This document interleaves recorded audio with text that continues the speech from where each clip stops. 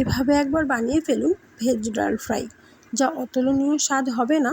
তার জন্য আমাদের লাগছে গোটা গরম মশলা, একটু আদা কুচোনো, একটু আদা বাটা, একটু টমেটো কুচোনো, অল্প ধনেপাতা কুচোনো আর একটু কুচোনো লঙ্কা।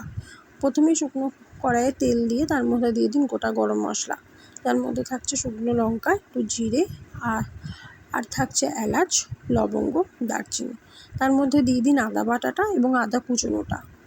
তারপরেই আমরা দেব একটুখানি লঙ্কা কুচোনো এবং টমেটো কুচোনো। তার মধ্যে আমরা দিয়ে দেবো স্বাদ মতো নুন, একটু হলুদ আর জিরে গুঁড়ো ও ধনে গুঁড়ো। ভালো করে একটু নেড়ে নিয়ে তার মধ্যে আমরা দিয়ে দেবো একটু চিনি। যাতে মশলাটা পুড়ে না যায় সেজন্য আমরা এখানে একটু জল ব্যবহার করেছি। জল ব্যবহার করে একটুখানি মশলাটাকে নাড়িয়ে নিয়ে দিয়ে দেবো আমরা একটুখানি কসুরি মেথি, অবশ্যই যেটাকে আমরা একটু শুকনো খোলায় রোস্ট করে নিয়েছি। তারপরেই আমরা ডালটা ঢেলে দেবো। এখানে বলা দরকার আমরা ডালটা একটু মসুর ডাল একটু অড়হর ডাল ইউজ করেছি। এবারে আমরা ডালটাকে ছক দেব। তাই ছক দেওয়ার জন্য একটা ছোটো বাটিতে একটু বাটার গরম করে তাতে দেবো জিরে, দিয়ে দেবো হচ্ছে একটু শুকনো লঙ্কার গুঁড়ো আর একটু দিয়ে দেবো হচ্ছে কসুরি মেথি, দিয়ে ডালটাকে ভালো করে ছক দিয়ে দেবো এবং ওই ডালটার মধ্যে ছকটা ঢেলে দেবো, দিয়ে দেবো ধনেপাতা কুচোনো।